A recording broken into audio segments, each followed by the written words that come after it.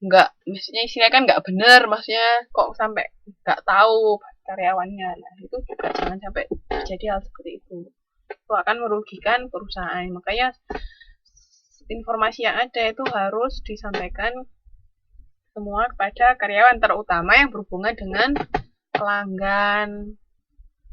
Tapi kalau misalnya kayak informasi-informasi tertentu tentang hal-hal, misalnya berapa keuangan perusahaan sekarang, kira-kira perusahaan punya utang berapa atau punya apa investasi berapa, itu nggak perlu. Kalau hal-hal seperti itu beda lagi. Tapi kalau untuk yang berhubungan dengan konsumen itu harus diberitahukan seluruh karyawan.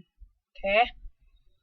Terus di sini indikator untuk mengetahui efektivitas sistem informasi. Jadi bila mana mendengar dan memperhatikan pendapat pelanggan sudah menjadi suatu kebiasaan dalam perusahaan, itu penting. Karena kan tujuan kita, perusahaan kita ada itu untuk apa sih? Kita ada perusahaan jasa itu buat apa? Perusahaan kita ada itu untuk apa?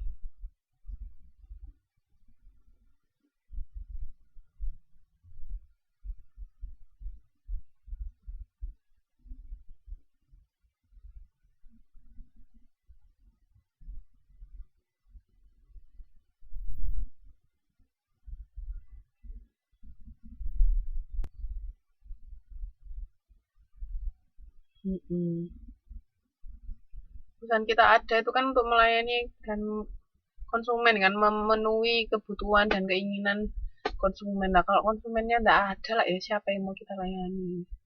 Terus kalau kita nggak mau mendengarkan pendapat mereka, buat apa kita ada ya toh? Kayak misalnya sekarang saya ngajar, tapi nggak ada yang masuk di kelas. Kayak sama aja, saya mau ngajar siapa? Kayak gitu kan istilahnya. Makanya harus didengarkan keinginan dan kebutuhan konsumen itu.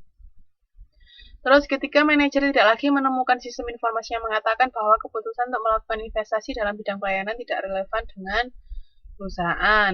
Terus ketika pegawai berkeinginan untuk segera memberikan layanan yang dapat memberikan kemajuan bagi perusahaan, dan ketika seluruh pegawai menyadari tingkat prioritas dalam meningkatkan layanan.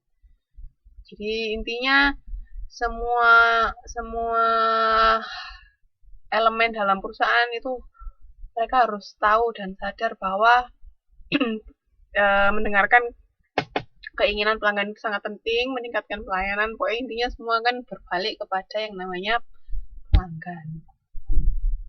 Informasi-informasi tersebut itu sangat penting. Jadi ini terus ada sistem informasi pemasaran. Di sini peran dari sistem informasi pemasaran adalah untuk menetapkan kebutuhan akan informasi para manajer, mengembangkan informasi yang dibutuhkan, sama mendistribusikan informasi tersebut dengan tepat waktu kepada para manajer pemasaran. Jadi ini sistem informasi yang spesifik mengenai pemasaran. Nanti kalau misalnya sistem informasi manajemen itu lebih general seluruh kegiatan manajemen perusahaan, tapi kalau pemasaran ini lebih spesifik terhadap bagian atau departemen pemasaran.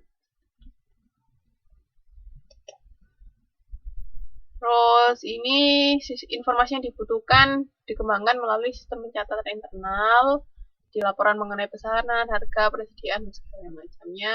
Sistem intelijen pemasaran memberikan data yang terkini yang sedang terjadi, data-data di lapangan tentang konsumen. Terus sistem riset pemasaran itu juga itu data ini data, analisa, dan pelaporan data yang sistematik dan temuan-temuan yang relevan dengan situasi pemasaran tertentu yang dihadapi perusahaan. Intinya semua terfokus pada pemasaran karena dia di sistem informasi pemasaran.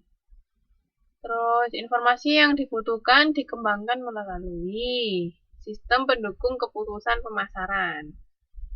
Jadi pengumpulan data, sistem peralatan dan teknik yang terkoordinasi dengan perangkat lunak dan perangkat keras yang mendukung yang dimanfaatkan organisasi dalam. Iya, enggak apa-apa Mbak. Akhirnya baru tadi kita rasanya. Mbak Lina aku enggak pernah datang. Selamat datang. Perangkat keras yang mendukung yang dimanfaatkan organisasi ya. Pokoknya intinya tentang sistem-sistem yang mendukung keputusan bagian departemen pemasaran. Kan setiap perusahaan itu kan pasti ada beberapa departemen toh. Ada departemen pemasaran, ada departemen apa?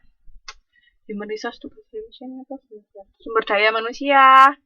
Terus ada departemen keuangan, macam-macam, ada departemen misalnya apa tentang produk. Biasanya kan kalau di perusahaan biasa kan R&D, Research and Development, itu gimana mengembangkan produk-produk baru seperti itu. Terus macam-macam tergantung masing-masing perusahaan kebutuhannya seperti apa. Ini di sini tentang departemen pemasaran. Jadi pokoknya semua yang berhubungan dengan pemasaran itu masuk ke sistem informasi pemasaran. Nah, ini manfaat dari sistem informasi yang efektif, mendorong dan memungkinkan manajemen untuk menyatukan suara-suara konsumen dalam membuat keputusan. Jadi, kan informasi yang ada kan dikumpulkan jadi satu. Terus dari informasi yang ada, itu pihak manajemen bisa misalnya mengambil keputusan, oh, saya konsumen sekarang sukanya lagi suka apa misalnya. Kalau restoran yang lagi suka makanan yang manis-manis atau apa, nah makanya mereka menjual makanan manis atau misalnya kayak musim penghujan dingin-dingin, kita jual apa yang bisa menghangatkan badan seperti itu. Terus menemukan prioritas pelayanan konsumen, mengidentifikasikan prioritas perbaikan pelayanan, dan memberikan pedoman dalam mengambil keputusan alokasi sumber daya. Sumber daya itu penting, terutama kalau di perusahaan jasa itu sumber daya manusianya ya. Jadi karyawan yang melayani pelanggan itu paling penting kalau untuk perusahaan jasa, jangan lupa. Terus memperhatikan pengaruh dari langkah awal kualitas layanan dan investasi, sama menawarkan pekerjaan berdasarkan data untuk pelayanan utama yang baik dan pelayanan sederhana yang benar. Jadi intinya sistem informasi itu sangat berguna untuk perusahaan. Jadi kan kenapa dia dinamakan sistem, biasanya kan sudah terkomputerisasi, tidak manual lagi. Nah, ini pendekatan riset untuk mengembangkan sistem informasi layanan pelanggan, itu ada survei transaksi.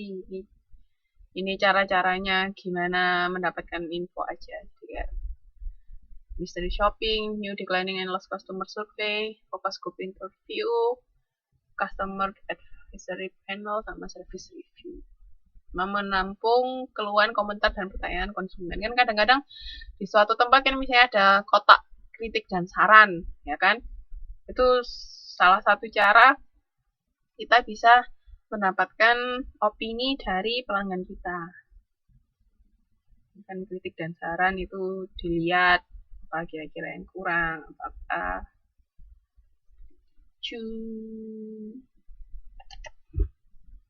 Nah, ini juga ada survei pasar total atau employee field reporting sama survei pegawai. Ini cuma jenis-jenisnya aja, gimana mereka mengumpulkan informasi. Oke, modul 3 sudah selesai. Ada yang mau ditanyakan, Mbak-mbak, Mas-mas? Ini tadi kita modul 3 bahas apa sih? Ingat nggak? Apa? Inti yang kita bahas di modul 3 tentang apa?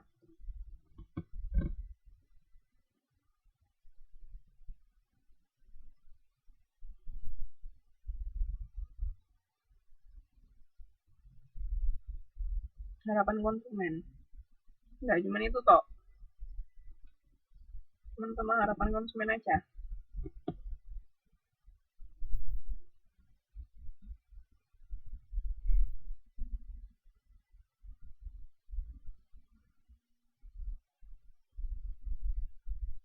Kualitas jasa.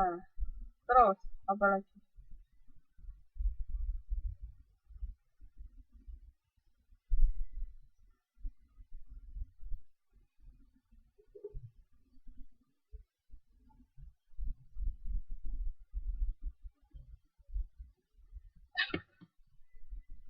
Lagi